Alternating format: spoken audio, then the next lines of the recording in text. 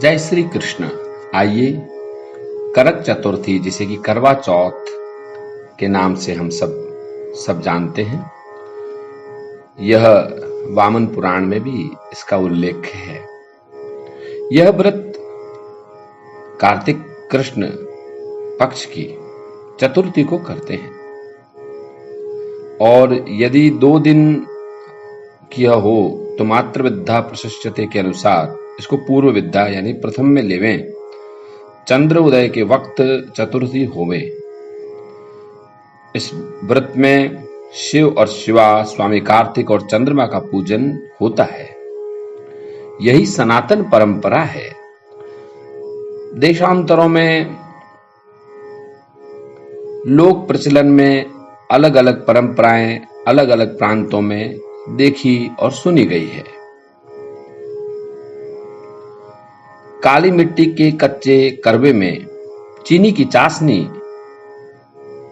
डालकर बनाए हुए करवे अथवा घी में सेके हुए आटे के लड्डू अर्पण किए जाते हैं। इस व्रत को सौभाग्यवती स्त्रियां अथवा उसी वर्ष में विवाही हुई लड़कियां करती है। नैवेद्य के लिए 13 करवे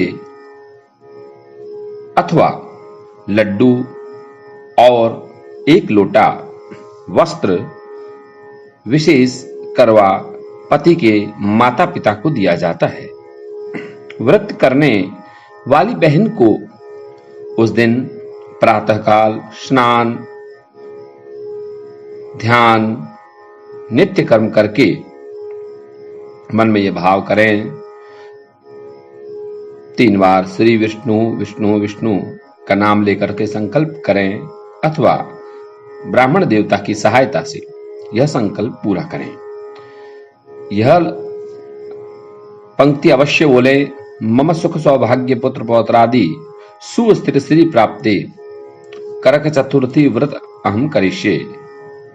अर्थात सुख सौभाग्य पुत्र और उनके पुत्र यानी पौत्र आदि सुस्थिर हों और श्री की प्राप्ति हो, इसके लिए मैं यह व्रत कर रही हूं।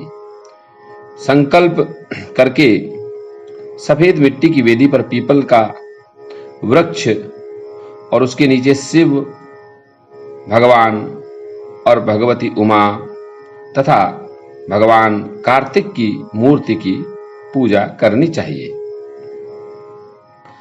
और नमः शिवाय सर्वान्नी सौभाग्यम संतति शुभाम पर्यच्छ भक्ति युक्तानाम नारीणाम हरवल्लभे। मन में है हो सके तो षोडशोपचार पूजा करें, यह अत्यंत आवश्यक होगा।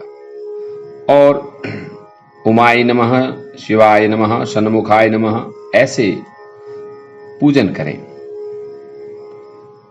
नैवेद्य का पकवान करके दक्षिणा ब्राह्मण को देनी चाहिए। चंद्रमा को अर्घ दें, फिर भोजन करें। इसकी कथा का सार यह है, ये सारांश में आपको हम कथा बता रहे हैं। शाक प्रस्थपुर के ब्राह्मण हैं वेद धर्मा, जो वेद के धर्मों को मानने वाले हैं। उनकी विवाहिता पुत्री वीरवती ने इस व्रत को किया था। तो नियम यह था कि चंद्र उदय के बाद भोजन करेंगी, लेकिन भूख सही नहीं गई उस कन्या को। लाडली कन्या थी, व्याकुल हो गई। तब उसके भाई ने पीपल की आड़ में महताब अर्थात आतिशबाजी की प्रकाश किया, चंद्र उदय दिखाया और वीरवती को भोजन करा दिया। परिणाम यह हुआ कि उसका पति जो है अलक्षित हो गया और वीरवती ने 12 महीने तक प्रत्येक चतुर्थी को व्रत किया। तब उसे अपने पति की पुनः प्राप्ति हुई। अलक्षित होने से तात्पर्य है कि वह दिखना बंद हो गया, उसकी प्राप्ति नहीं हुई और इस व्रत के पुण्य प्रताप से उसे अपने पति की पुनः प्राप्ति हुई। ऐसी महिमा है। करवा चौथ की एक प्रसिद्ध कथा यह भी है कि बहुत पुराने समय में एक साहूकार के 7 बेटे थे और उनकी बहन करवा थी।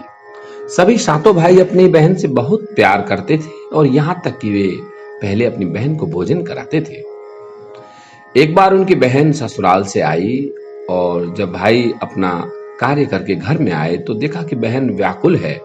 भाई लोग खाना खाने बैठे लेकिन बहन नहीं बैठी।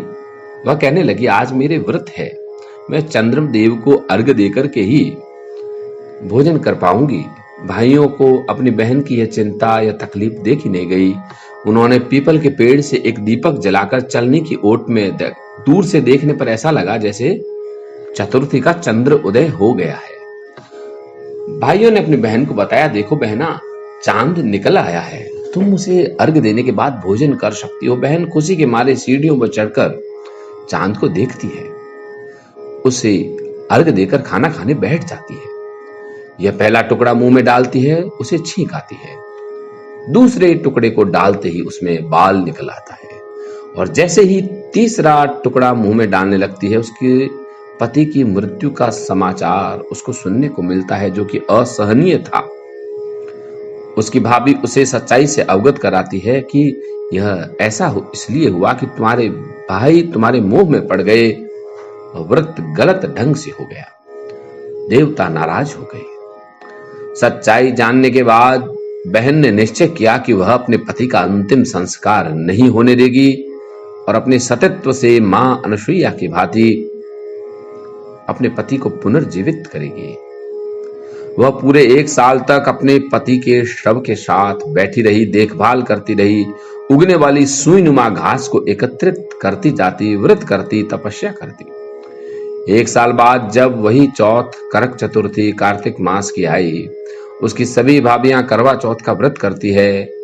जब भाभियां उसे आशीर्वाद देने आती हैं तो वह प्रत्येक भाभी से यम सुई ले लो, पिय सुई दे दो, मुझे अपनी जैसी सुहागिन बना दो, ऐसा आग्रह करती है। हर बार भाभी उसे अगली भाभी से आग्रह करने को कह के चली जाती है। इस प्रकार जब 6ठे नंबर की भाभी आती है तो करवा उससे भी यही बात दोहराती है। यह भाभी उसे बताती है कि चूंकि सबसे छोटे भाई की वजह से यह व्रत टूटा था, अतः उसकी ही पत्नी में ही यह एकमात्र शक्ति है जो तुम्हारे पति को पुनर्जीवित कर पाएंगी। सुनो, वो आए तो उसे तुम पकड़ लेना और वह तुम्हारे पति को जिंदा न करे तो उसे छोड़ना मत। इस प्रकार वह बहन आती है, उसकी भाभी आती है। वह टालम टोल करने लगती है लेकिन वह उसको पकड़ लेती है, अपने सुहाग को जिंदा करने के लिए कहती है। भाभी उसे छुड़ाने के लिए नोचती है लेकिन वह करवा नहीं छोड़ती। अंत में उसकी तपस्या को देख वह पसीज जाती है और अपनी छोटी अंगुली को चीरकर उसमें से अमृत उसके पति के मुंह में डाल देती है और करवा का पति तुरंत श्री गणेश कहता हुआ उठकर के बैठ जाता है।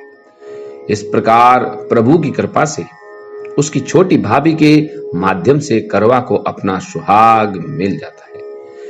हे श्री गणेश, हे मां गौरी, हे कार्तिक, जिस प्रकार करवा को चुर सुहागन का वरदान मिला, चिरंजीवी पति का वरदान मिला, वैसा ही सब सुहागिनों को मिले।